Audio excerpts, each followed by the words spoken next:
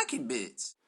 Okay, here's the kit everybody's been super excited for. It just released on October 31st. The Forge World Space Marine Fire Raptor gunship that apparently you can field as both Chaos Space Marines and regular Space Marines as well, which definitely adds to its, I guess, desirability factor, along with the fact that, well, I don't know, it just looks badass. I mean, look at this thing. It's got ball turret gunners. It's got Avenger Cannon Gatling guns on the front. It's just got like a cool low profile kind of like gunship skimmer feel to it, so why the heck not, right? So anyways, let's take a look at this. Now I did a video unboxing of the Storm Eagle, which was the most recent up until this of the basically Storm Raven upgrade chassis kind of thing, and that was pretty neat. Very interesting parts in that. Some of them are actually reused in this one as well, and we'll go over that in a second. There's also a couple of things I was looking through this kit that I wanted to show you guys. So if you do get one, and you might not be, you know, as good at the resin as some of us out there, you definitely want to be careful about a few things. Included in the kit is 3 of the 4 Storm Raven sprues. I guess you can call them basically vehicle sprues. They're missing the one for the actual fuselage builds that also contains the engine nacelles as well. So I guess they basically figured that, you know, hey, you don't need them, which is kind of weird because, I mean, shoot, you're paying over the price of the kit to begin with, so, you know, I kind of like all the sprues that come with it. It's basically an upgrade for a normal Storm Raven, but apparently as of late, Forge World don't feel that way. So let's take a look at the instructions here. Let's zoom in a little bit for you. Okay, so these are the plastic components that you're going to need from your Storm Raven kit. Like I just showed you the sprues there, these are definitely all there. I've already checked it. Here are the resin components themselves. Hopefully you get a good view there. Like I said, some of these are reused from the Storm Eagle. This rear top fuselage, the cantered wings here are reused, as well as the engine middle parts. You have to cap them with the plastic ones from the Storm Raven kit. Also, we've seen a return with some of the landing gear as well. I guess it's not on this schematic here. Oh yeah, here you go. Here they are right here. Some of the bigger landing gears. I think there was a box too that looked like it was... There was definitely a box for the landing gear too. A recessed landing gear too, but oh well, we can't see that there. Alright, so here's the first page of instructions for this, which definitely shows you kind of an idea how it goes together. 2 left sides, bottom fuselage bulkhead, and then you... Oh, that's built in. Oh, okay. Oh, there they are right there. Those are those pieces I was talking about that were reused from the Storm Eagle kit as well. And then you just kind of see how you use the front plastic piece to kind of build it up. You put the turret cap there, then add in some of the wing supports and different things. There's the build of the engines like I was talking about, the resin piece in the middle with the two plastic caps at the end. It kind of all starting to come together with these instructions. And here's the fun part: the the ball turrets, kind of, you know, reminiscent of the World War II bombers and things like that. Here you can kind of see the build, and we'll get into it here in a second. The autocannon, and then the two left and right halves to the ball turret. The ball turret seat, and of course the Space Marine gunner, which his arms are actually separate pieces too. And of course you have your choice of the quad heavy bolters or the autocannons as well. The Avenger bolt cannons are also reused from a different kit, an Imperial Guard kit. And then that's from the first seconds of the video there. It kind of shows you what goes on here. So here's the bigger chunks. Now obviously these are super warped because basically at the end here you got this huge chunk of resin. So when they pull this out of the mold, they basically put it down like that onto the table or whatever surface, cooling surface, curing surface, whatever they got going on there. I don't exactly know. But the problem is that it warps it right there at this delicate part that is super thin. And the structural stability, I mean, all of the stress is right there at that middle part. So when you're clipping this off the sprue and trying to, you know, stretch this out and get it together, you need to be very careful of that spot right there so it doesn't break apart. Use, you know, warm water. I actually have a heat gun that I use very sparingly because, you know, you just don't want to burn. You just don't want to be burning and all of a sudden it just goes limp on you and snaps and just bends right in half. It will it does get pretty elastic when you apply heat to these, but you still need to be very careful using heat and things like that. So obviously kids, don't try that at home without your parents.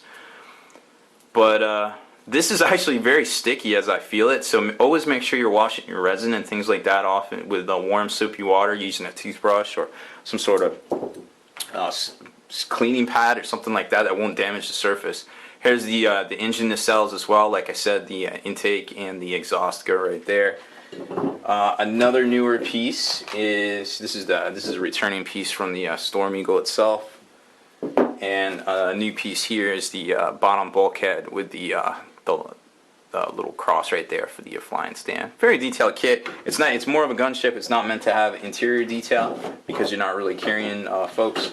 But you know, it is what it is. All right, let's take a look at the first delicious bag of goodies here. Like I said, this is a returning piece here of the cradle for the slide that up there a little bit for the cradle for the landing gear and things like that. So not too exciting there. Here's your Space Marine gunner, which is pretty cool, very detailed. And then if you got some controls and things like that, also on the left and right side of the ball turret, I guess armor plates for lack of a better term. These hoses here go on the top into the this old piece here from the Storm Eagle. Then you've got what do we got going on here? Oh, some basically intakes and things for the back. They actually pop on this piece as well. And then you've got your VTOL thrusters. They go into different spots. They couldn't use the plastic ones. Here's the fronts to the ball turret.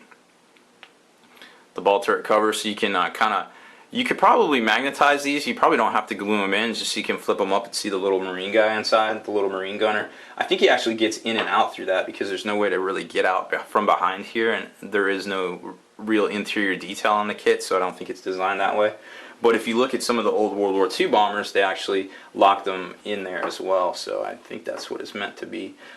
Here's your autocannons as well, the Avenger cannon. I guess the heavy bolters are in the other bag. Here's the little front wing canards as well. So very cool. Oh, and there's the arms for the Space Marine.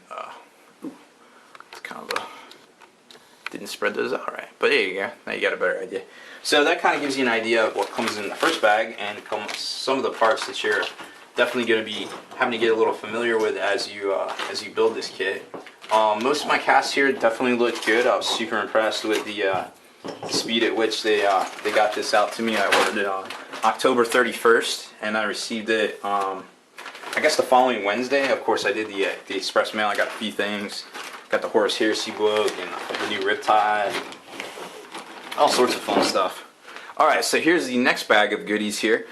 They got a special rear egress and exit, I guess access panel to kind of get into the vehicle from the rear. And here's the door for that, kind of an extended Rhino type door, which is very neat. Here's the canter, or the wings on the left and right, and then these are the ailerons that actually go on the back stack. Bulkhead component here that actually goes across left to right transversely and braces it. Here's another wing part there, more wing parts. This, I believe, was the middle piece. There's that locks into there. It kind of forms a T in the center of the storm, Fire Raptor here, where the ball turret joints go left and right. So there's like a little bulkhead creation thing there, and I think that's what these two pieces are. Here's the detail of the actual interior of the ball turret that I was kind of talking about. As you can see, as it focuses there, you got some monitors and targeting and auguries and auspex and things like that that the Marine uses to try to get his target. And definitely a cool armored outside to the ball turret as well. Definitely lots of detail. It's so symmetrical. I definitely I definitely think there's a lot of computer design going on now with Forge World. I don't think it's all.